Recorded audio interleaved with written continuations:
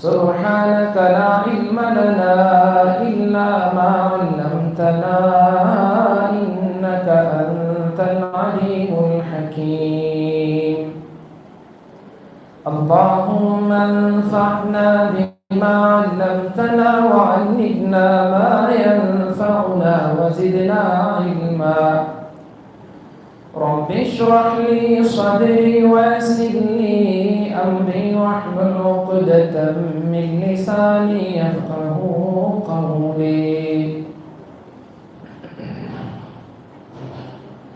بزرگان محترم، نوجوانان مکرم، عزیز دوستوں، کافی دیر سے آپ حضرات یہاں تشریف فرما ہیں اور پورے ذوق اور شوق کے ساتھ سرور کونین تاجدار مدینہ احمد مصطفیٰ محمد مصطفیٰ حبیب خدا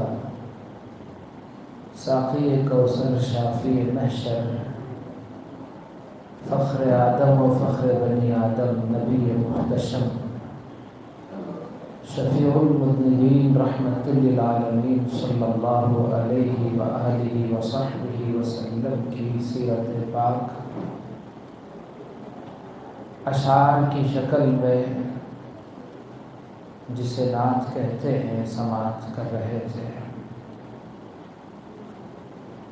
کچھ حصہ مجھے بھی سننے کا شرف ملا، دل باغ باغ ہو گیا. یقیناً سرکار مدینہ صلی اللہ علیہ وسلم کی ذات ستودہ صفات ہی ایسی ہے کہ ان کے بارے میں جتنا بولے کم ہے، جتنا سنے کم ہے. خاص طور پر سیرت النبی کا ایسا عنوان ہے کہ اکثر میں اس عنوان کو بولنے میں پسو پیش ہو جاتا ہوں. مجھے سمجھ میں نہیں آتا کہ میں بولوں تو کیا بولوں، شروع کہاں سے کروں اور ختم کہاں پر کروں. کیا آپ کی آمد سے پہلے کے کچھ احوال بیان کروں؟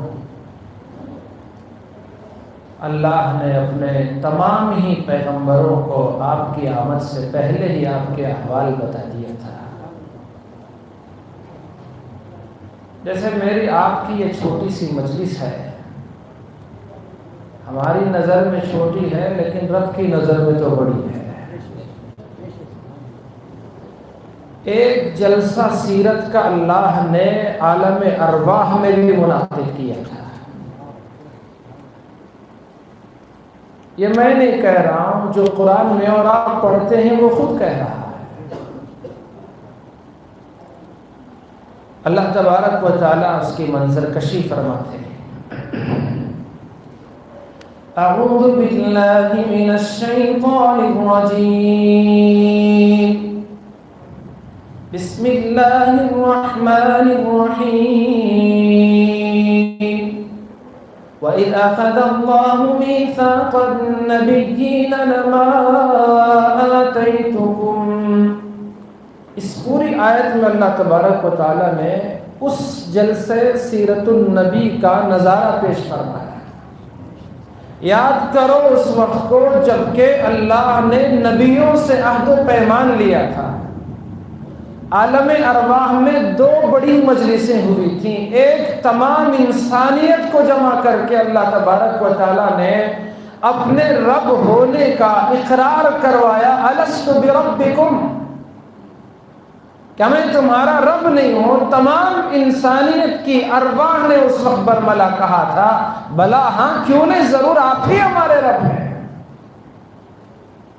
ایک یہ محفل تھی جس میں آدم سے لے کر آدم کے آخری بیٹے تک جمع تھے. ہم سب موجود تھے، ہماری ارواح موجود تھی. ہم سب نے اقرار کیا کہ ہاں آپ ہی ہمارے رب ہیں، اور ایک خاص مجلس، بڑی مخصوص محفل، صرف انبیاء اکرام کی محفل تھی وہ، آدم سے لے کر آخری نبی میرے اور آپ کے آقا صلی اللہ علیہ وسلم تک ان انبیاء اکرام کو اللہ نے جمع فرمایا۔ آپ ذرا تصور فرمائیں، ہماری محفل میں ایک اللہ کا ولی اس زمانے کا ولی ہو تو محفل کی رونق کیسی بڑھ جاتی ہے۔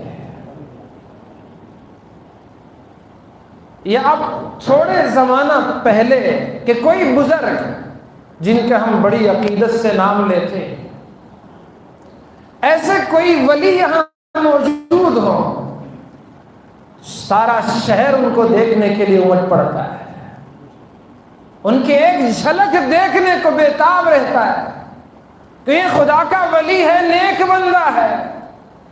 اس کی وجہ سے پوری محفل میں تو رونق، سارے علاقے میں ہی برکتیں ہو جاتی ہیں۔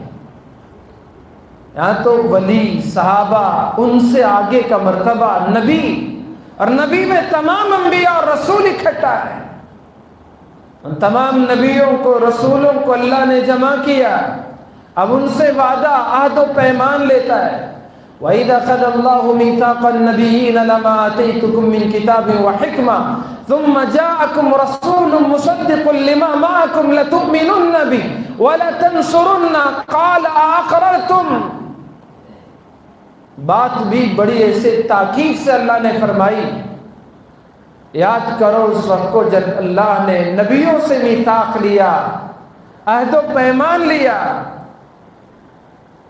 اگر اس کو تھوڑا تفصیل سے ہم بیان کریں تو یوں، آدم تم اپنے تمام اولاد کے والد ابو البشر ہو، نوح تم تو پہلے رسول ہو، شیس تم بھی پیغمبر ہو، یعقوب تم نبی ہو، یوسف تم پیغمبر ہو، موسیٰ تم پیغمبر ہو، مجھ سے بات کرنے والے ہو، عیسیٰ تم روح اللہ ہو، بغیر باپ کے تم کو میں پیدا کرنے والا ہوں۔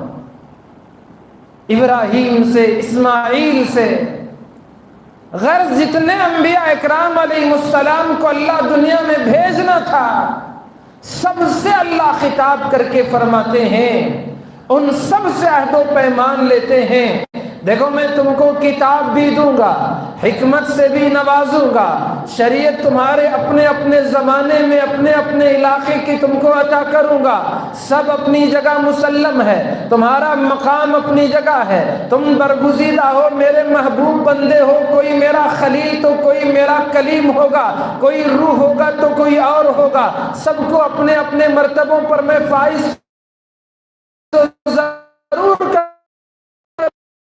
گا، لیکن ایک بات، تمہارے اپنے زمانے میں، تمہارے اپنے علاقے میں، تمہارے اپنے عصر میں، تمہارے اپنے وقت میں اگر میرا لاڑیلا پیغمبر یعنی محمد کریم آ جائے، سب کہیں صلی اللہ علیہ وسلم، آپ اگر تشریف لے آئے تو آپ کو ان پر ایمان لانا ہوگا۔ دیکھیں ایمان لانے کے لیے قرآن مجید میں عربی میں جو لفظ استعمال ہوتا ہے وہ جمع کا صیغہ اگر بولیں تو آمینو، تم سب ایمان لے آؤ، ایمان قبول کرو۔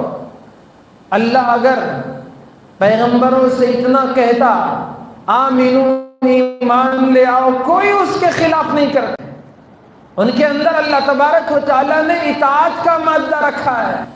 انبیاء اکرام تو برگزیدہ ہیں، وہ ہمیشہ اللہ کے حکم کو ماننے والے ہیں، ان کا ایمان بڑھنے کی صفت رکھنے والا، ہمیشہ اوپر بڑھتا ہی چلا جاتا ہے۔ ایسے انبیاء اکرام علیہ السلام، ان کو اللہ جب کہتا ہے آمینو کہتا تو بھی کافی تھا، لیکن اللہ نے اسے تاکید سے فرمایا لَتُؤْمِنُنَّ بِهِ، لام زبر لا جو آتا ہے عربی میں، علماء اکرام تشریف فرما ہے، آپ پوچھ سکتے ہیں کہ یہ لام زبر لا تاکید کے لیے، کسی بات کو تاکید کے ساتھ کہنے کے لیے عربی میں استعمال ہوتا ہے۔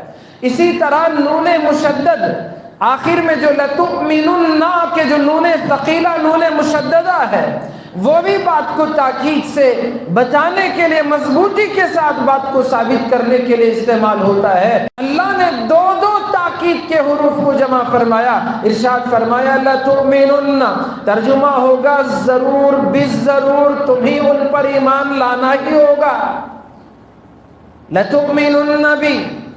اور آگے اللہ نے فرمایا وَلَتَنْصُرُنَّ، صرف ایمان لے آنا ہی کافی نہیں بلکہ ضرور بالضرور تمہیں ان کی مدد کرنی پڑے گی۔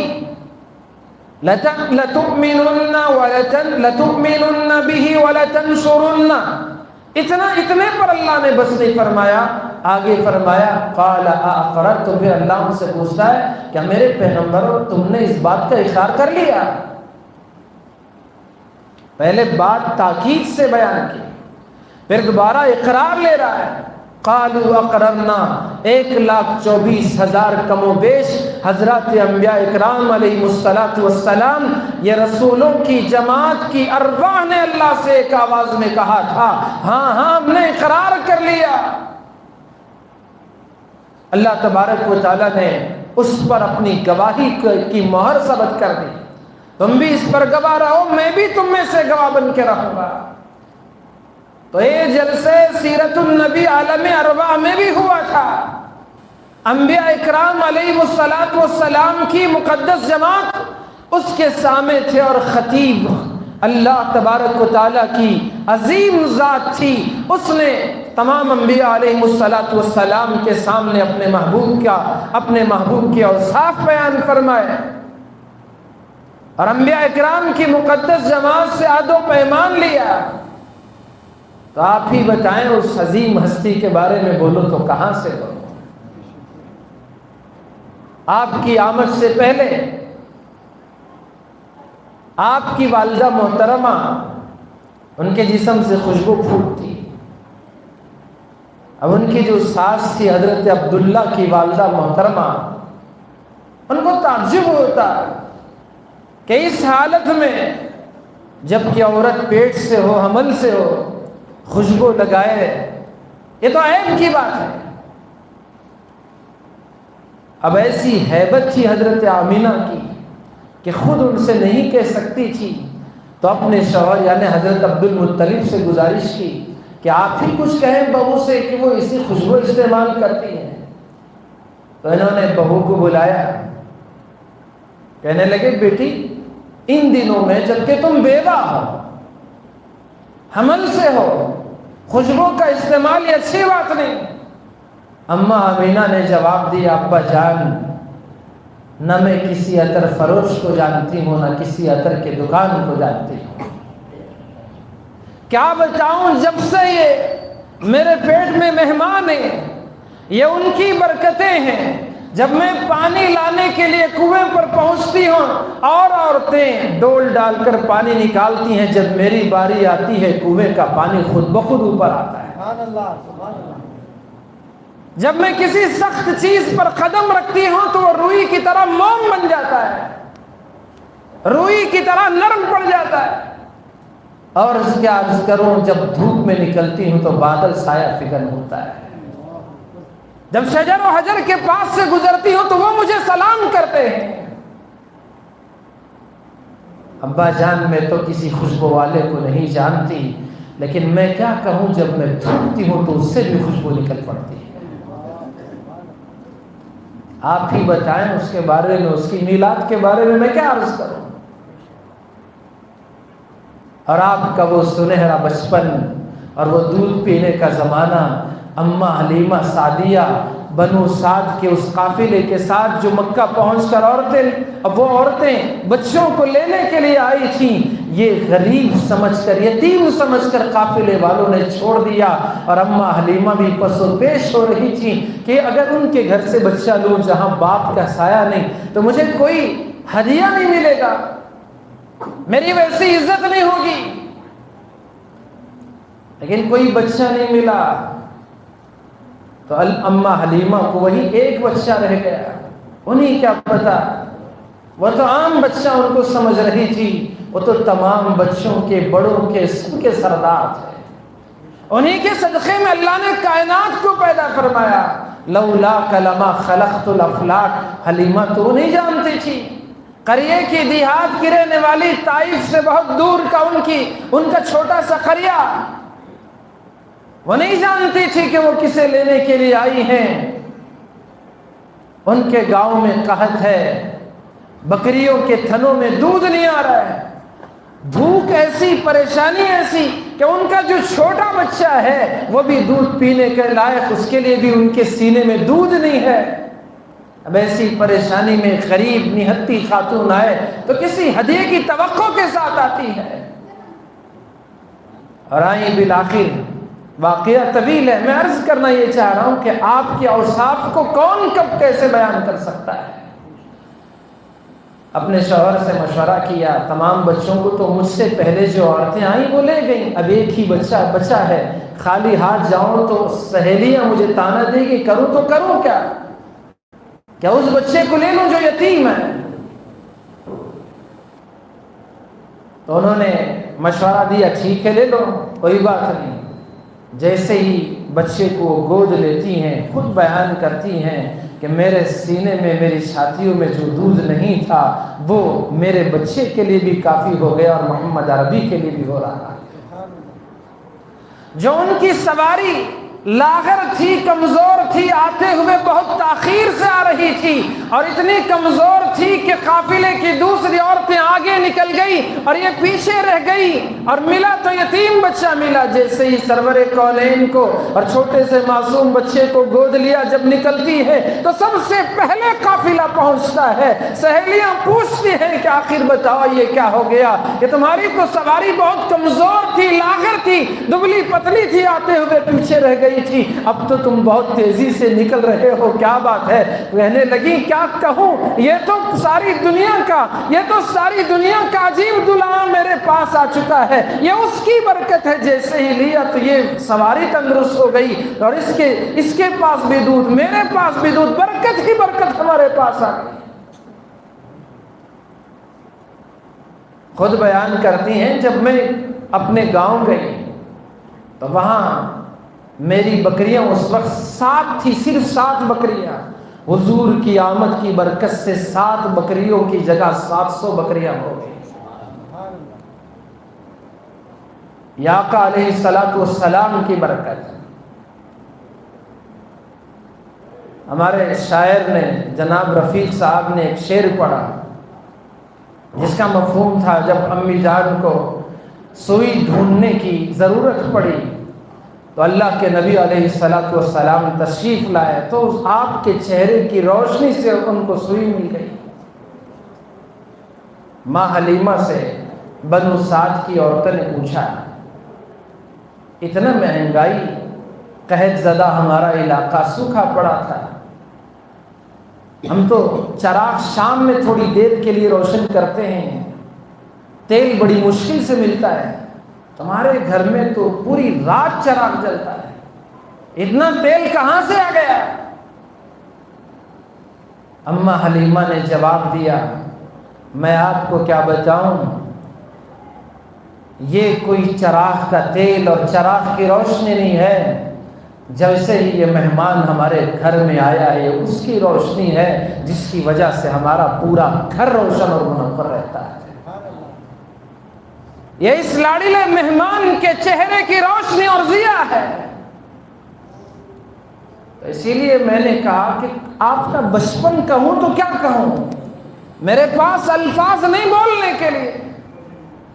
اور آپ کی وہ 2 سال کی مدت حلیمہ سعدیہ کے پاس دیکھتے دیکھتے گزر گئی. اب وقت آیا واپس لے جا کر بچے کو واپس کرنے کا، اب دل نہیں کر رہا ہے. اللہ دکھانا چاہتے تھے، حلیمہ جس بچے کو لینے کے لیے دل نہیں کر رہا تھا تجھے دینے کے لیے بھی دل نہیں کرے گا. اللہ یہی دکھانا چاہتے تھے. دل نہیں کر رہا لیکن مجبور ہے، 2 سال کے بعد بچے کو اس کی ماں کے پاس لوٹانا ہے. کسی طرح اپنے دل کو آمادہ کیا، مکہ لے گئی اور رب سے دعا کر رہی کہ اور بھی یہ بچہ بچہ مجھے مل جائے. ماں آمینہ کے حوالے بچے کو دے دیا، لیکن پھر بھی کہتی ہیں اماں آمینہ بچہ آپ کا ہے، میں کچھ نہیں بول سکتی، لیکن میری خواہش ہے کہ یہ بچہ اور میرے پاس رہ جائے. جس بچے کو لینے کے لیے پسو پیش ہو رہی تھی، آج اسی بچے کی دوبارہ بھیک مانگ رہی ہے. اور ان دنوں مکے میں وبا پھیلی ہوئی تھی، بیماری کا زمانہ تھا، آب و ہوا ٹھیک نہیں تھی. اماں آمینہ نے بھی یہی مناسب سمجھا کہ چلو مکے کی آب و ہوا ٹھیک نہیں ہے، گاؤں میں رہے تو صحت مند رہے گا میرا بچہ. دوبارہ دے دیا. پہلے آئی، نہ چاہتے ہوئے لے گئی. اللہ تبارک و تعالیٰ نے حلیمہ کو ایسا محتاج بنایا کہ پھر تمہیں چاہ کر مانگ کر لے جانا پڑے گا. اور پھر جوانی کی عمر، کیسے حضور کے فیصلے، کیسے آپ کے اخلاق. جب آپ نے نبوت کا اعلان فرمایا، لوگوں نے دلیل مانگا، بتاؤ آپ کے پاس کیا دلیل ہے؟ آپ پیغمبر ہیں، وحی الہی آپ کے پاس آتی ہے. جبریل امین جو پہلے انبیاء کے پاس آتے تھے وہ آپ کے پاس آتے ہیں، ہم کیسے یہ بات کو مان لیں؟ اللہ کے نبی علیہ السلام نے ان کفار مکہ کے سامنے جو دلیل پیش کی وہ یہ تھی کہ میں تمہارے درمیان اس سے پہلے بھی ایک عمر گزار چکا ہوں، میری جوانی تمہاری آنکھوں کے سامنے ہے. کیا مطلب ہے؟ ایسی بے داغ جوانی جس میں کوئی دھبا نہیں. آقا علیہ السلام، وہ مشہور واقعہ، مکے میں ایک مرتبہ ایسا موقع آیا کہ سارے قریش کے قبیلے جھگڑنے لگے. لڑائی کی نوبت، قریب تھا کہ تلوار نکالیں ایک دوسرے کی گردن. مکہ مکرمہ میں خود اللہ کے گھر میں، مسجد میں اللہ کے گھر میں خون بہا دیا جائے. چونکہ مکے میں جب بارش ہوتی تو آبادی پر اونچائی کے علاقوں پر بارش ہوتی تو وہاں سے پانی نیچے آ جاتا جہاں بیت اللہ کی عمارت تھی، اور بیت اللہ میں یہ پانی جمع ہو جاتا، جس کی وجہ سے دھیرے دھیرے بیت اللہ کی عمارت کمزور پڑ چکی تھی. قریش نے چاہا کہ اس عمارت کو دوبارہ تعمیر کریں تو پرانی عمارت کو شہید کیا. سب نے طے کیا کہ حلال کمائی کا اس میں استعمال کریں گے. اب دیواریں بنتی گئی. اب موقع تھا حجر اسود کو رکھنے کا، اس جگہ پر لگانا تھا جہاں حجر اسود موجود ہے. اب ہر قبیلے کی یہ خواہش ہے کہ یہ کام تو ہمارے حصے نہیں آنا ہے. ہر خاندان، ہر قبیلہ یہی چاہتا ہے یہ کام ہم کریں. نوبت لڑائی تک پہنچ گئی. ایک بوڑھے قریشی نے تمام لوگوں کو سکون سے رہنے کی اپیل کی اور کہا کل صبح سب سے پہلے جو مسجد میں آ جائے اس کو ہم اپنا حکم مان لیں گے، بڑا مان لیں گے، وہ جو فیصلہ کرے اسے قبول کر لیں گے. سب نے مان لیا کہ یہ بات اچھی ہے.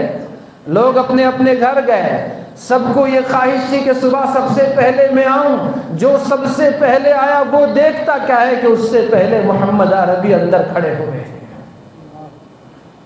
صلی اللہ علیہ وسلم. آپ نوجوان ہیں، جوانی کی عمر ہے. پھر یہ دوسرا آیا، وہ یہ نیت سے کہ میں پہلے آ رہا ہوں، وہ دیکھ رہا کہ محمد عربی پہلے آئے. تیسرے نے بھی دیکھا، سب نے کہا، سب نے ایک زبان ہو کے کہا ہم تو ان کو مان لیں گے، ان کی بات کو تسلیم کر لیں گے، یہ امین ہے، یہ صادق ہے. ہماری جوانی ایسی نہیں نوجوانوں، ہماری جوانی کہاں کہاں گزر رہی ہے. یہاں تو ماشاءاللہ جو نوجوان سامنے بیٹھے ہیں سب کے چہروں پر سنت رسول ہے، کتنا خوبصورت چہرہ لگ رہا ہے. لیکن اکثر نوجوان ہمارے بے راہ روی کے شکار ہیں، کیسے غلط راستوں پہ چل رہے ہیں، کہاں کہاں ان کے دن، کہاں ان کی راتیں گزر رہی ہیں، کس چیز میں ان زندگی کے خوبصورت ایام گزر رہے ہیں. ان نادانوں کو پتہ نہیں ہے کہ یہ جوانی اللہ کی طرف سے عطا کردہ بہت بڑی نعمت ہے. حدیث پاک میں آیا کل قیامت میں اللہ تبارک و تعالیٰ کے بندے بندے ایسے اس کی جگہ پر فکس ہو جائیں گے، کوئی اس جگہ سے ذرا برابر ہل نہیں سکے گا، ذرا برابر حرکت نہیں کر سکے گا، بالکل سیدھے اپنی جگہ پر کھڑے رہے ہوں گے، اور کسی کے بدن پر کوئی کپڑا نہ ہوگا، برہنہ ہوں گے، نفسی نفسی کے عالم میں ہوں گے۔ رسول پاک علیہ السلام نے ارشاد فرمایا لا یزال قدم ابن آدم یوم القیامہ، قیامت کے دن کسی بھی آدم کے بیٹے کے پاؤں ہٹ نہیں سکیں گے، حرکت نہیں کر سکیں گے، حتی یسأل عن خمس، یہاں تک کہ وہ 5 سوالوں کا جواب نہ دے۔ سوال ہوگا عن عمرہ فیما افنا، میرے بندے میں نے تجھے زندگی دی، میں نے تیری عمر عطا کی، بتا تو نے کہاں سے فنا کیا؟ زندگی میں جوانی تو ضرور آتی ہے، اس کے باوجود اللہ جو دوسرا سوال اس سے کریں گے وَعَنْ شَبَابِهِ فِيمَا أَبْلَى، اس کی جوانی کے بارے میں سوال ہوگا، بتا نوجوان تو نے اپنی جوانی کو کہاں بوسیدہ کیا تھا؟ وَعَنْ مَالِهِ، مال کے بارے میں سوال ہوگا، مِنْ أَيْنَ اكْتَسَبَهُ وَفِيمَا أَنْفَقَ، کہاں سے کمایا اور کہاں خرچ کیا؟ کہ تم نے مال حرام راستوں سے کمایا، سود سے رشوت سے کمایا، ظلم کر کے کمایا، دھوکہ دے کر کمایا، چٹ فنڈ کے ذریعے سے کمایا، کیسے کمایا؟ حرام کاروبار سے کمایا، حلال راستے سے کمایا؟ وَفِيمَا أَنْفَقَ، اور تو نے اس مال کو کہاں خرچ کیا؟ بیٹی کی شادی میں، بیٹے کی شادی میں بیجا اڑایا، اسراف کیا، تبذیر کیا، جہاں اللہ اس کے رسول نے خرچ کرنے کا حکم دیا وہاں خرچ کیا، یا جہاں خرچ کرنے سے اللہ نے اس کے رسول نے منع کیا وہاں خرچ کیا؟ کہاں کہاں ہمارا مال خرچ ہو رہا ہے، ضائع ہو رہا ہے؟ وَمَاذَا عَمِلَ فِيمَا عَلِمَ، جو علم اللہ نے عطا کیا تھا اس پر کتنا عمل کیا؟ یہ 5 سوال، ان 5 سوالوں میں جوانی کا بھی سوال ہوگا۔ اور جو بندہ اپنی جوانی کو اللہ کی اطاعت میں گزارتا ہے، رسول کریم صلی اللہ علیہ وسلم کی فرما برداری میں گزارتا ہے، آپ کی سنتوں پر شوق سے عمل کرتا ہے، پیغمبر دو عالم رحمت للعالمین صلی اللہ علیہ وسلم نے بشارت سنائی، ارشاد فرمایا وہ 7 خوش نصیب جن کو اللہ تبارک و تعالیٰ اپنے عرش کے سائے میں جگہ عطا فرمائے گا، اس دن اس کے سائے کے علاوہ کوئی اور سایہ نہ ہوگا۔ ان 7 خوش نصیبوں میں وہ نوجوان بھی ہوگا، شاب نشأ فی عبادت اللہ، جس کی جوانی اللہ کی عبادت میں گزرتی ہے۔ پیغمبر دو عالم صلی اللہ علیہ وسلم نے مکے والوں کے سامنے جو پیش کیا وہ اپنی جوانی کو پیش کیا تھا۔ آقا علیہ السلام کے فیصلے پر تمام مکے والے راضی ہو گئے۔ آج ہمارے گھر کے بچے نہیں سنتے، گھر والیاں نہیں سنتی، کیوں؟ ہم خود اچھے نہیں۔ ہمارا مسئلہ کیا عجیب ہے، قرآن میں اللہ تبارک و تعالیٰ نے ارشاد فرمایا أَتَأْمُرُونَ النَّاسَ بِالْبِرِّ وَتَنْسَوْنَ أَنفُسَكُمْ وَأَنْتُمْ تَتْلُونَ الْكِتَابَ، کیا تم لوگوں کو نیکی کا حکم کرتے ہو اور اپنے آپ کو بھول جاتے ہو؟ میں چاہتا ہوں کہ آپ سب اچھے بن جائیں، لیکن میں اپنے بارے میں نہیں سوچتا۔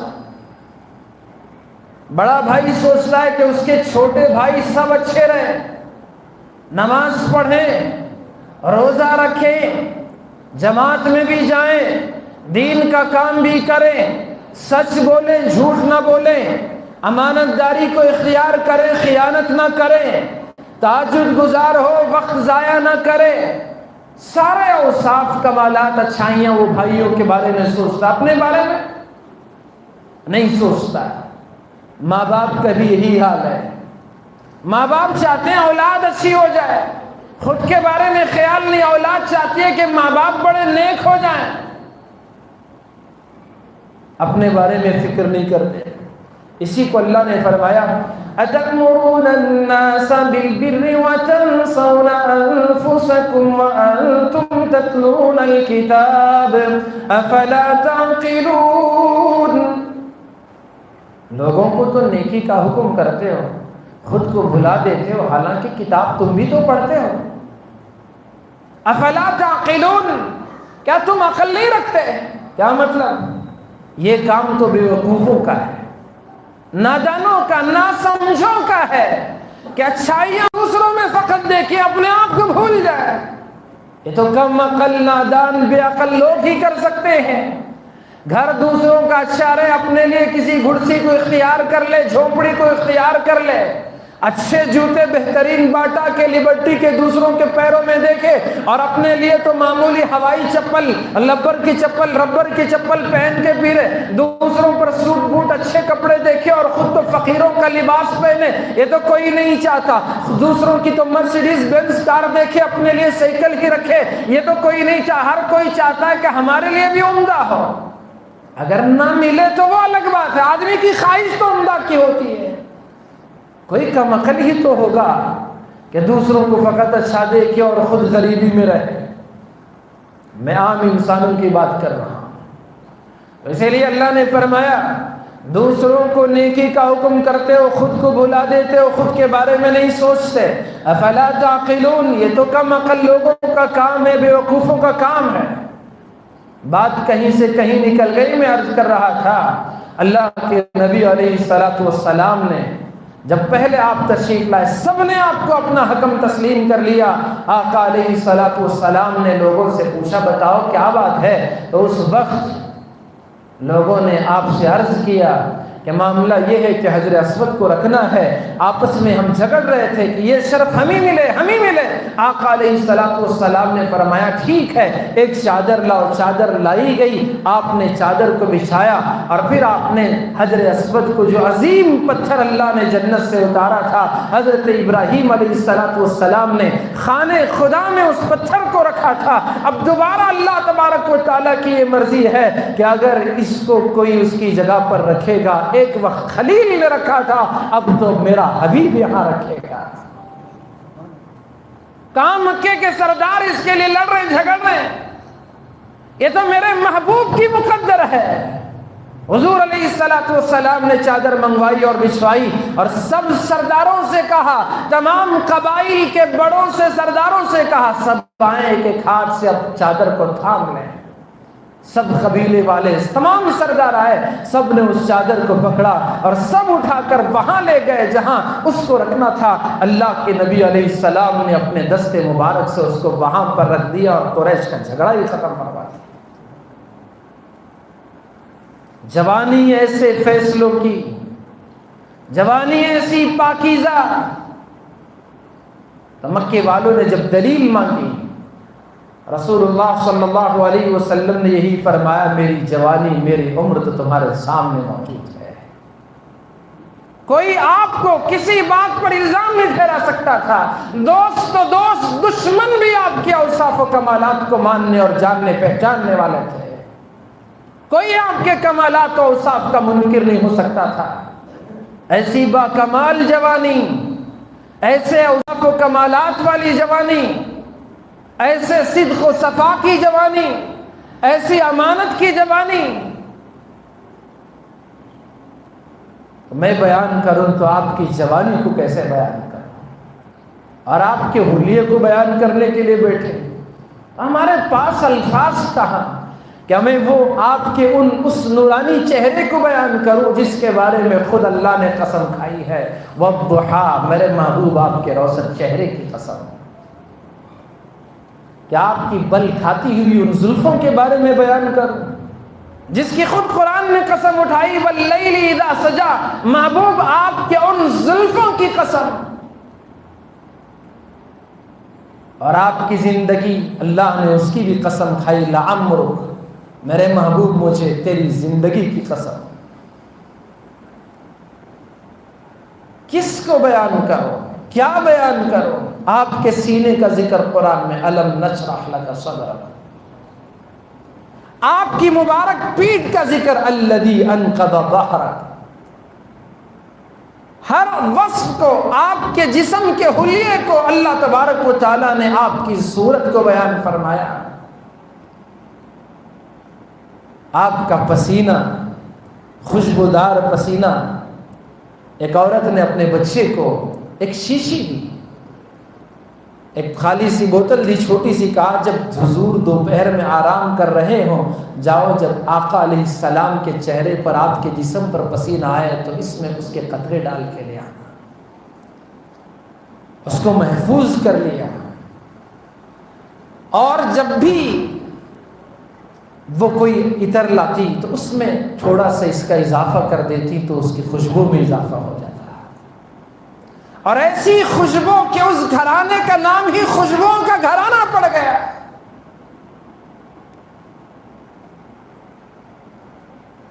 اور اللہ کے نبی علیہ السلام جب کسی راستے سے گزرتے، صحابہ اس کے بعد میں اس راستے سے گزرتے تو پہچان جاتے کہ اس راستے سے شہی عالم کا گزر ہوا ہے۔ آپ کی ایسی خوشبو، اور آپ کے لعاب مبارک کا تذکرہ کروں، جو حضرت علی کی آنکھوں میں جب آپ نے اپنا مبارک لعاب لگایا تھا تو جو آنکھیں ان کی خراب ہو گئی تھی فوراً اچھی ہو گئی۔ ایک اور صحابی جن کے جسم میں دانے پڑ گئے، حضور علیہ السلام سے گزارش کی، حضور علیہ السلام نے اپنا لعاب ان کے جسم پر جیسے ہی مس کیا تو اس کی وجہ سے ان کا جسم اچھا ہو گیا، اور جب تک وہ تھے ان کے جسم سے خوشبو آتی، دوسرے صحابہ ان کے جسم سے قریب ہو کر بیٹھتے تاکہ ان کے جسم سے نکلنے والے خوشبو کو سنتے رہے۔ آقا علیہ السلام کی ہر چیز اللہ تبارک و تعالیٰ نے نرالی بنائی تھی، اور ایسا روشن اور روشنی والا منور نورانی چہرہ۔ ایک صحابی حضور کی خدمت اقدس میں حاضر ہوئے، 14ویں کی رات تھی، حضور کے سامنے بیٹھ گئے، اور سامنے اوپر چاند بھی اپنی پوری چمک دمک کے ساتھ، آب و تاب کے ساتھ پورا چاند تھا۔ تو حضور کے چہرے کو کبھی دیکھتے، کبھی آسمان کے اس چاند پر نظر دوڑاتے، کبھی پھر حضور کے چہرے کو دیکھتے، کبھی چاند کی صورت دیکھتے، تو یہ دیکھتے دیکھتے خود فرماتے میرے دل نے گواہ یہ زمین کا چاند خوبصورت ہے۔ میں کیا عرض کروں آپ کے بارے میں، آپ کی نہ صورت بیان کر سکتا ہوں اور نہ آپ کی وہ بہترین سیرت جس پر سب تم مر مٹنے کے لیے تیار تھے۔ آپ پر ہر کوئی فدا، بولنے والے حضور کے بارے میں بول کر حضور کی عظمت کو بلند نہیں کرتے، بلکہ بولنے والا اپنی عظمت کو بڑھا لیتا ہے۔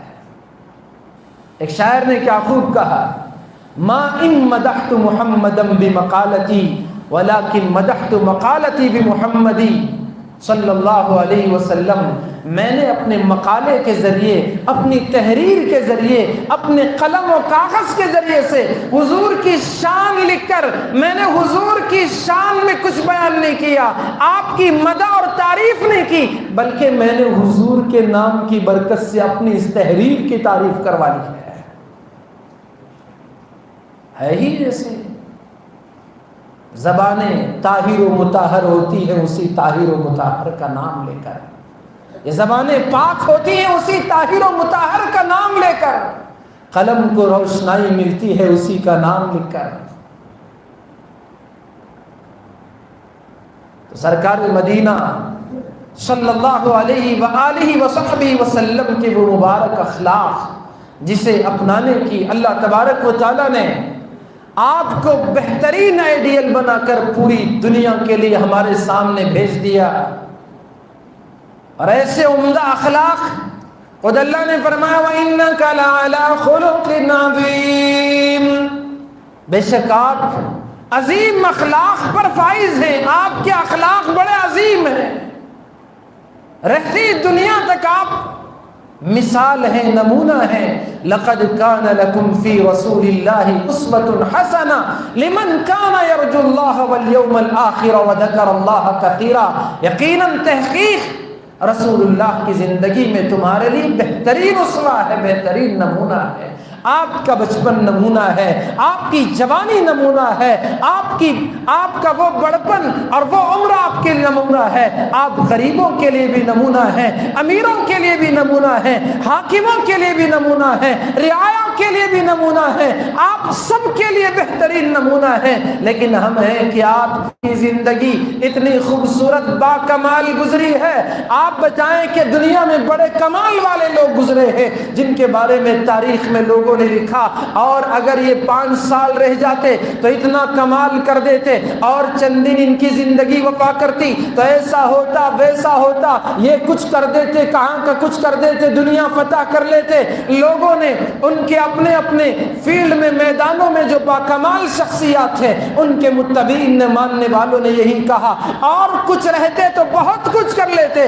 واحد رسول کریم صلی اللہ علیہ وسلم کی ایسی عظیم ہستی ہے، آقا علیہ الصلوۃ والسلام نے اپنے صحابہ کے درمیان فرمایا تھا، میں جس مقصد کے لیے آیا، صحابہ کیا میں نے اس مقصد کو پورا کر دیا؟ حضرات صحابہ اکرام نے ایک زبان ہو کے کہا تھا، ہاں ہاں آپ نے اپنا مقصد پورا کر دیا، آپ نے پورا کمال کر کے دکھا دیا۔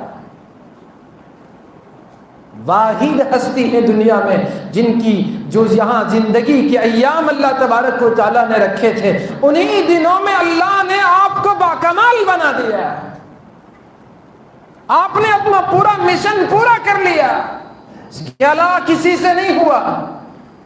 ان کے بارے میں لوگ کہتے رہے کہ اور کچھ رہتا تو بہت کچھ ہوتا، آقا علیہ السلام واحد ایسی ہستی ہے، انہوں نے سب کچھ، ان کا دن بھی ہمارے سامنے ہے، ان کی راتیں بھی ہمارے سامنے ہیں، ان کی تنہائی بھی ہمارے سامنے ہے، ان کے مجمع کی زندگی بھی ہمارے سامنے ہے، ان کے بازار کی زندگی بھی ہمارے سامنے ہے، ان کے گھر کی زندگی بھی ہمارے سامنے ہے، گھریلو زندگی، بیوی بچوں کے درمیان کی زندگی بھی سامنے ہے، ان کے مسجد کی زندگی بھی ہمارے سامنے ہے، شہر میں حضر کی زندگی بھی سامنے ہے، سفر کی غزوے کی زندگی بھی سامنے ہے۔ آقا علیہ الصلوۃ والسلام اتنے باکمال، اسی لیے اللہ نے فرمایا لقد کان لکم فی رسول اللہ اسوۃ حسنہ، اگر کوئی بہترین نمونہ تمہارے لیے ہو سکتا ہے تو وہ رسول اللہ کی زندگی ہو سکتی ہے۔ لقد كان لكم في رسول الله أسوة حسنة لمن كان يرجو الله واليوم الآخر وذكر الله كثيرا، اللہ کو کثرت سے یاد کرنے والوں کے لیے، جو آخرت کے دن کا یقین رکھنے والے ہیں، آخرت کے دن میں امید رکھنے والے ہیں، ان کے لیے بہترین نمونہ رسول اللہ کی زندگی ہے، آپ کے شب و روز ہیں، اور ہمارے شب و روز ہمارے لیے نمونہ۔ آدمی اپنے اعمال سے، اپنے کردار سے پہچانا جاتا ہے کہ یہ کس کو چاہتا ہے، کس سے محبت کرتا ہے، کیوں اس کے جیسا کی صورت، اس کے جیسا لباس اختیار کرتا ہے۔ صحابہ اکرام کی زندگی دیکھیں، ایک صحابی آئے، میں اپنی بات کو سمیٹ رہا ہوں، آپ اطمینان سے تشریف رکھیں، تھوڑی دیر میں اپنی گفتگو ختم کر لوں گا۔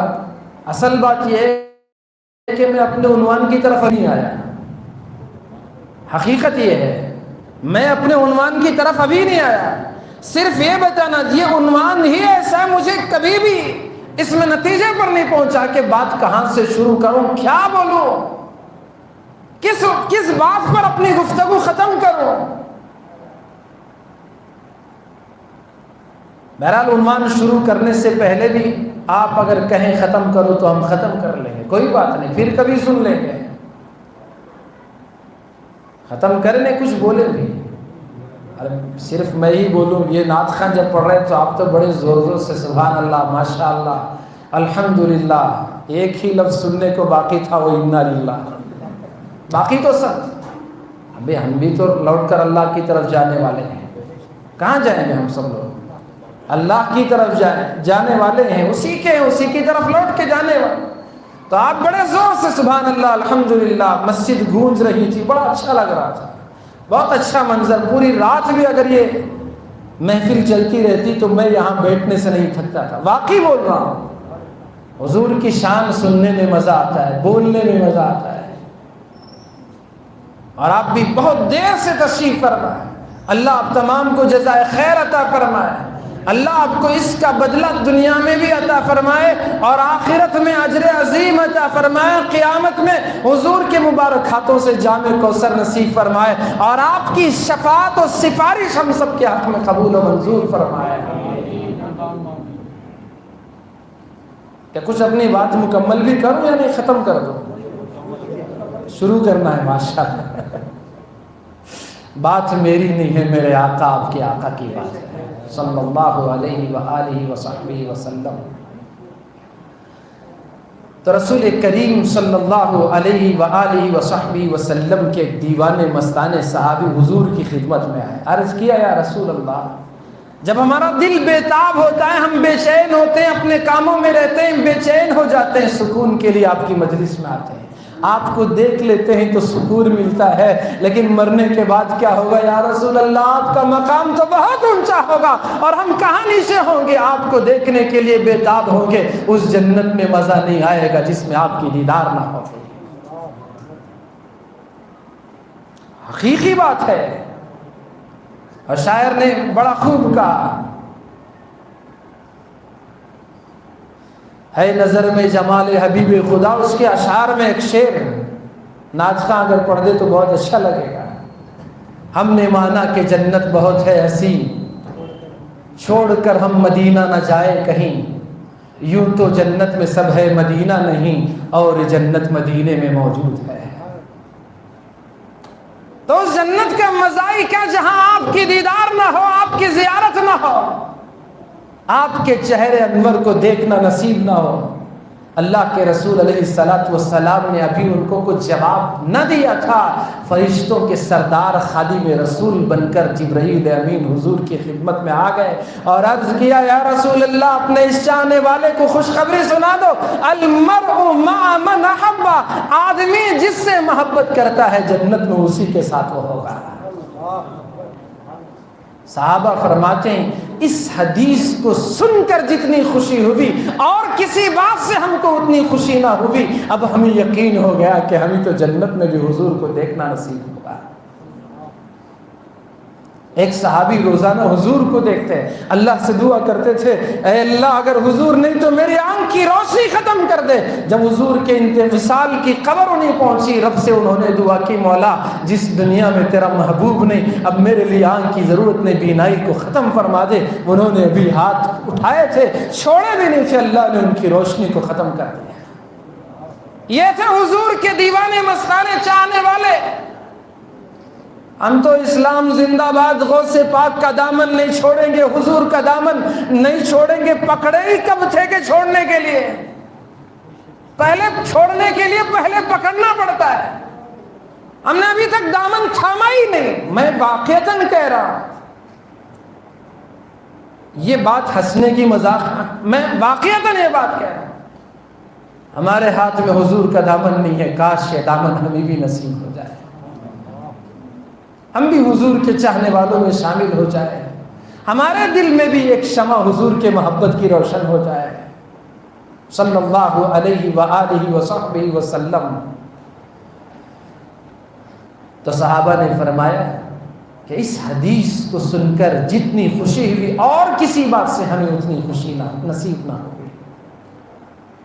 ایک موقع جب ہم قبر میں جاتے ہیں، ہمارے لیے بھی ایک تحفہ ہے، اللہ قبر میں بھی یہ تحفہ دیتے ہیں ہر امتی کو۔ جب اللہ تبارک و تعالیٰ قبر میں پہنچاتے ہیں، انسان کی روح نکلنے کے بعد ہم قبر میں دفن کر دیے جاتے ہیں اور ہمارے رشتہ دار دوست احباب قبرستان سے ادھر لوٹتے ہیں، ادھر فرشتے سوال کے لیے حاضر ہو جاتے ہیں۔ کتنوں کے جنازے ہم نے اٹھائے، کتنوں کو ہم نے غسل دے دیا، کتنوں کی آنکھیں ہم نے بند کر دی، کتنوں کے پیر ہم نے سیدھے کر دیے، کتنوں کو نہلایا، کتنوں کو کفن پہنایا، کتنوں کے جنازوں کو کندھے ہم نے دیا، اور ہم یہ بھول جاتے ہیں کہ ایک دن ہماری زندگی کا بھی ہوگا، ہم نہیں نہا سکیں گے کوئی اور نہلائے گا، ہم نہیں پہن سکیں گے کوئی اور کفن پہنائے گا، خوشبو ہم نہیں لگائیں گے کوئی اور لگائے گا، ہم خود چل کر نہیں آئیں گے کوئی اور اٹھا کے لائے گا، اور منو مٹی کے نیچے ہمیں دبا کر یہ گھر والے رشتہ دار ایک دو دن کے لیے رو کر پھر خاموش رہ جائیں گے. ہماری قبر پر کوئی فاتحہ پڑھنے کے لیے بھی نہیں آئے گا. جیسے ہم نے اپنے بڑوں کو بھلا دیا ہے بعد والے ہم بھی بھلا دیں گے. ہم اس بات کو بھول جاتے ہیں. یاد کرو اس وقت کو قبر میں جب مردے کو دفن کر دیا جاتا ہے, نیک روح ہے تو قبر اسے مرحبا کہتی ہے اور تا حد نگاہ اس کے لیے وسیع ہو جاتی ہے, کشادہ ہو جاتی ہے. ابھی جنت میں نہیں گیا, جنت کی خوشبوئیں وہاں کی ہوائیں اللہ اسے نصیب کر دیتا ہے اور اسے فرشتے اسے نغمے سناتے ہیں. نم کنومت العروس, نم کنومت العروس, جیسے دلہن سوتی ہے تو بھی ویسے آرام کر, ابھی تو قیامت آنی باقی ہے, ابھی حساب و کتاب کا میدان سجنا باقی ہے. نم کنومت العروس, دلہن کی طرح تو بھی سو جا. جیسے دلہن کو کوئی جلدی سے نہیں اٹھاتا اسی طرح تجھے بھی کوئی جلدی نہیں اٹھائے گا. نم کنومت العروس, اطمینان سے سو جا, جنت کی خوشبوئیں کے مزے اڑاتا جا, وہاں کی ہوائیں تجھے نصیب ہوتی رہے گی. اس موقع پر یہ جب مردے کو دفن کر دیا جاتا ہے, ہر مردے سے, ہر دفن ہونے والے انسان سے اللہ تبارک و تعالی سوال کریں گے, فرشتوں کو بھیجیں گے, فرشتے سوال کریں گے بتاؤ دنیا میں تھے, دنیا میں زندگی گزار کے آئے تو کس کے نام لے کر تم زندگی گزار رہے تھے؟ مر رب کا, بتاؤ تمہارا رب کون ہے, تم نے پوجا تھا, کس کی تم نے عبادت کی تھی؟ تو اس موقع پر اگر مومن ہے جواب دے گا اور ربی اللہ. اگر ایمان والا نہیں ہے, اعمال صالحہ والا نہیں ہے تو وہ کہے گا ہائے ہے افسوس, لا ادری, میں نہیں جانتا کہ رب کیا چیز ہے, کون ہے. دنیا میں میں نے ایسے ہی زندگی گزار دی تھی, بڑی غفلت کی زندگی تھی, دکان سے مجھے فرصت نہیں تھی, یہاں تو مسجد سے اذان کے ذریعے مؤذن بلاتا تھا, نماز کے لیے کامیابی اللہ نے اسی میں رکھی ہے, آجا اللہ اس کے رسول کا تجھے واسطہ ہے تو آجا کامیابی حاصل کر لے. تو وہاں ہمارے کانوں میں کوئی جوں بھی نہیں رنگتی تھی, وہ صدا روزانہ ہم سے ٹکراتی تھی, لیکن ہم غفلت میں زندگی گزار دیے, ہم نے ایسے ہی اس کو ضائع کر دیا. میں تو نہیں جانتا ربی, یہ رب کا سوال کیا ہے. اسے دوسرا سوال ہوگا من نبی کا, بتا تیرے نبی کون ہے. اللہ کے حبیب نے فرمایا حضور کے اور اس قبر والے کے درمیان سے جتنے پردے ہیں وہ تمام ہٹا کر رسول کریم صلی اللہ علیہ وسلم کا چہرہ انور کا دیدار کرا جائے. حضرت علامہ ابو بکر شبلی رحمۃ اللہ علیہ بہت بڑے اللہ والے گزرے, غالباً دوسری صدی ہجری کے اللہ والے ہیں, بہت بڑے بزرگ ہیں, آخری وقت ہے, بیمار ہیں. انہیں بیماری کے ایام میں نماز کا وقت ہے, اپنے لوگوں سے کہا کہ مجھے وضو کرا. بڑی مشکل سے ان کو وضو کرایا گیا. وضو میں ایک سنت خلال کرنے کی چھوٹ گئی. بعد میں یاد آیا میں نے وضو میں خلال نہ کیا, خلال کرنا سنت ہے, انگلیوں کا خلال, داڑھی کا خلال. اب ہمارے جوانوں کے, جوان تو جوان, بوڑھوں کے چہرے پر داڑھی نہیں تو پھر خلال کیا ہے. عظیم سنت کو ہم نے ترک کر دیا. ڈرو اللہ سے, ڈرو. کس منہ سے رسول کریم صلی اللہ علیہ وسلم کا سامنا کر پائیں گے. تو رسول کریم صلی اللہ, میں بات عرض کر رہا تھا, شبلی رحمۃ اللہ علیہ نے ایک سنت بھول سے رہ گئی وضو کرنے میں, خلال کی سنت. ہمارے پاس وضو کے آداب اور سنت, اس کے فرائض اور سنتوں میں ایک سنت مسواک ہمیشہ وہ بھی جیب میں رہنی چاہیے. ایک نماز بغیر مسواک کے ایک نماز ہے, مسواک کر کے نماز پڑھیں گے تو وہی نماز 70 درجے زیادہ ثواب رکھتی ہے. سنت کی یہ برکت ہے, جو آدمی مسواک کا عادی یعنی اس کی عادت روزانہ ہر نماز کے لیے مسواک کرنے کی ہوگی, شام میں رات میں سو رہا ہے مسواک کر کے سو رہا ہے, صبح اٹھ رہا ہے مسواک کر کے اٹھ رہا ہے, تو ایسے سنت کے عادی کے لیے جب موت کا وقت ہوگا اللہ تبارک و تعالیٰ اسے ایمان کی کلمے کی موت نصیب کرے گا. یہ ہے سنت کی برکت. پاؤں میں, انگلیوں میں خلال کی جو سنت ہے وہ رہ گئی, تو اپنے ساتھیوں سے کہا میرا خلال رہ گیا ہے, میں خلال کرنا چاہتا ہوں. خادموں نے, ان کے اپنوں نے کہا حضرت وضو تو ہو گیا, ایک سنت ہی تو, مستحب عمل ہی تو رہ گیا. تو حضرت نے جواب میں فرمایا یہی تو میں کہہ رہا ہوں کہ سنت رہ گئی. یہی تو میں کہہ رہا ہوں کہ سنت رہ گئی، اب تو جانے کا وقت قریب ہے، ایک سنت رہ گئی تو رسول اللہ کو کیا منہ دکھاؤں گا؟ تو قبر میں آپ کا دیدار ہوگا۔ تو صحابہ نے اس کے بعد جنت میں جو جس سے محبت، اگر ہمارے دل میں رسول کریم صلی اللہ علیہ وسلم کی سچی محبت ہو، آپ سے عقیدت ہو، آپ کا عشق سمایا ہوا ہو، تو پھر اللہ تبارک و تعالی ہم کو بھی حضور کے قریب جگہ دے گا۔ اللہ کرے کہ ہمیں بھی ایسی سچی محبت عطا ہو جائے۔ تو میں عرض کر رہا تھا کہ حضور کے کس گوشے کو بیان کروں، کس پہلو کو بیان کروں؟ رسول کریم صلی اللہ علیہ وسلم کے وہ عمدہ ترین اخلاق جس کی ایک مثال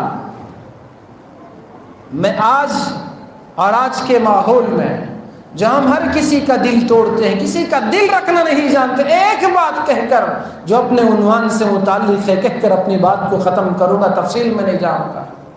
رسول کریم صلی اللہ علیہ وسلم کو کیا پسند تھا؟ آپ نے کن چیزوں کے پسند کا اظہار فرمایا؟ آقا علیہ السلام ایک مجلس میں آپ نے ارشاد فرمایا، مجھے خوشبو پسند ہے، عورت محبوب ہے، وجعلت قرۃ عینی فی الصلاۃ، اور میری آنکھوں کی ٹھنڈک نماز میں ہے، نماز میری آنکھوں کی ٹھنڈک ہے۔ تین باتوں کا ذکر فرمایا۔ ایک خوشبو، اس کی وجہ تھی اللہ کے نبی علیہ الصلوۃ والسلام پاک صاف رہنا اور دوسروں کو بھی پاک صاف دیکھنا چاہتے تھے، اور آپ کی خدمت میں تو فرشتوں کا سردار جبریل بھی آیا جایا کرتا تھا۔ جب وہ آئے تو دوسرے تو آپ کے خاک کے دھول تھے، اور آپ کے پاس آنے والے فرشتے تو فخر محسوس کرتے تھے کہ آج تو ہمیں فخر آدم، فخر بنی آدم کی خدمت میں پہنچنا ہے۔ تو آقا علیہ الصلوۃ والسلام کے پاس فرشتے آتے، فرشتوں کو خوشبو سے محبت تھی، اسی لیے جب مسجد کو آؤ مسواک کر کے آؤ، کچی پیاز اس طرح کی چیزیں کھا کر نہ آؤ، اس کی وجہ سے بدبو پھوٹتی ہے۔ جیسے انسانوں کو اس بدبو سے تکلیف ہوتی ہے تو فرشتوں کو بھی تکلیف ہوتی ہے۔ اور ہم تو بیت الخلاء، مسجد کے بیت الخلاء میں بیٹھ کر بیڑی سگریٹ پی کے آتے ہیں، نماز میں کھڑے بازو والے کو بھی تکلیف ہو رہی ہے، ایسا لگتا ہے کہ اس کے بغیر آؤٹ گوئنگ شاید نہیں ہوگی۔ نہیں سمجھ میں آیا؟ بیت الخلاء میں سگریٹ بیڑی نہ پئیں یا گٹکا نہ کھائیں تو شاید آؤٹ گوئنگ بڑی مشکل سے ہوگی، اس کی آسانی کے لیے کر کیا وہی جگہ ملی یہ کام کرنے کے لیے مسجد کے بیت الخلاء کو گندا کر دیتے ہیں۔ اللہ ہمیں بچنے کی توفیق عطا فرمائے۔ تو حضور نے خوشبو کو پسند فرمایا۔ عورتیں، آپ نے فرمایا کہ مجھے پسند کرائی گئی، کیا مطلب ہے اس کا؟ دور وہ تھا جس وقت لوگ اپنی بچیوں کو زندہ دفن کر دیا کرتے تھے۔ ایک صاحب آئے حضور کی خدمت میں، داڑے مار کر رونے لگے۔ حضور نے پوچھا کیوں روتے ہو؟ انہوں نے اپنا واقعہ بیان کیا۔ آپ نے بھی بارہا یہ واقعہ سن رکھا ہے۔ یا رسول اللہ، میں سفر میں جا رہا تھا، میری بیوی حمل سے تھی، میں نے ان سے کہا کہ اگر بیٹا ہو تو پرورش کرنا، بیٹی ہو تو زندہ دفن کر دینا۔ سفر سے جب میں واپس آیا تو میرے گھر کے پڑوس میں ایک بچی تھی، وہ روزانہ ہمارے گھر آیا جایا کرتی تھی، کھیلتی کودتی تھی، وہ تقریباً 7-8 برس کی وہ لڑکی تھی۔ اس سے میرا دل بہت مانوس ہو چکا تھا۔ وہ کبھی آتی میرے گود میں بیٹھتی، مجھ سے کھیلتی۔ میری بیوی نے جب دیکھا وہ تو میرے غیر موجودگی میں اپنی بچی کو پڑوس کے گھر میں دے دیا تھا، وہاں وہ پل رہی تھی، بڑھ رہی تھی، اور میرے گھر وہ آیا جایا کرتی تھی۔ وہ میرا دل اس سے مانوس ہو چکا تھا، وہ مجھ سے مانوس ہو چکی تھی، وہ بھی مجھ سے محبت کرتی، میں بھی اسے بڑا بڑا پیار دیتا تھا۔ دل جب ایک مجھ سے بالکل وہ قریب ہو گئی تو میری بیوی نے سمجھا جب اتنی محبت آ چکی ہے باپ کے دل میں، اب اگر میں اس سے کہوں تو کوئی مذائقہ نہیں ہوگا، اس کو وہ دفن نہیں کریں گے۔ تو یہ سوچ کر میری بیوی نے مجھ سے کہا کہ یہ کسی اور کی نہیں، آپ کی لڑکی ہے۔ اسے یہ توقع تھی، ماں کو یہ امید تھی کہ جب دوسرے کی بچی سے اتنا پیار کر رہا ہے میرا شوہر، جب اسے پتا چل جائے کہ دوسرے کی نہیں وہ خود کی بیٹی ہے تو اور زیادہ اس سے پیار دے گا، لاڑ دے گا، محبت کرے گا۔ تو یہ سوچ کر بیوی نے مجھے بتا دیا تھا، لیکن وہ 7-8 برس کی وہ چھوٹی ننھی سی معصوم سی بچی جو میرے غم میں میرا غم ہلکا کر دیتی تھی، میرے غم کے بوجھ کو اتار دیتی تھی، جب میرا دل بیزار ہوتا میرے دل کو بہلایا کرتی تھی، جب مجھے پتا چلا کہ میری خود کی بیٹی ہے، میں نے اپنی غیرت کے خلاف اسے سمجھا اور میں نے اس کو اپنے اوپر کندھوں پر بٹھایا اور اس جگہ پر پہنچا جہاں لوگ اپنی بیٹیوں کو زندہ دفن کرتے ہیں۔ میں نے ایک گڑھا کھودا، وہ بچی مجھے دیکھ رہی تھی، میں نے پوری طرح سے گڑھا کھود دیا اور میں نے اس بچی کو اس گڑھے میں ڈال دیا اور اس پر مٹی ڈالتا رہا۔ وہ بچی چلاتی رہی، چیختی رہی، مجھے مت ماریے، مجھے مت دفنائیے، میرے اوپر ظلم مت کیجیے یا رسول اللہ۔ میرا دل تو پتھر تھا، مجھ پر کوئی اثر نہ ہوا۔ وہ زمانہ تھا لوگ بچیوں کو زندہ درگور کر دیا کرتے تھے۔ آقا علیہ الصلوۃ والسلام نے جب یہ سنا، پھر کہا بار بار سنا، اتنا حضور کو رونا آیا کہ آپ کی پوری داڑھی آنسوؤں سے بھیگ چکی تھی۔ زمانہ وہ تھا تو حضور نے فرمایا ان بچیوں کو، ان عورتوں کو مارو نہیں، کیونکہ یہ مجھے پسند ہے۔ اور پھر فرمایا جنت چاہتے ہو تمہاری ماں کی خدمت کرو، اسی کے قدموں تلے تمہاری جنت ہے۔ بہن ہے تو ایسے ہی اس کا استقبال کرو جیسے میں نے اپنے کندھے کی چادر میری بہن رضائی بہن کے لیے، شیما کے لیے بچھا کر دکھایا۔ اور اگر عورت بیٹی ہے تو جو آدمی اپنی بیٹی کی، اپنی 3 بیٹیوں کی پرورش کرے، تعلیم دے، اچھی جگہ نکاح کرے، وہ اور میں جنت میں اس طرح ہوں گے۔